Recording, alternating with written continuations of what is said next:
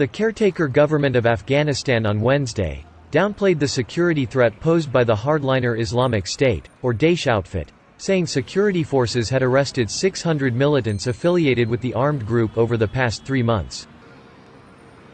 در 3 ماه گذشته باید بگم که تقریباً تا 21 مرکز مهم افرادی که منسوب به داعش بودن و نیت تخریب داشتن از بین برده شده و این در ولایت‌های مختلف بودن، هم در کابل، هم در ننگرهار، هم در پروان، هم در بلخ، هم در هرات و بعضی ساحات دیگر.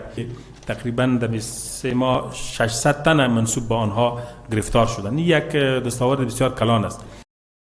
Downplaying the threat posed by the Islamic State, Mujahid said the group doesn't enjoy support from Afghans and its activities are under control. The spokesman also assured that the crackdown on the armed group would continue. The remarks come as the United States and its allies are concerned over alleged presence of al-Qaeda, the Islamic State and like-minded outfits in Afghanistan.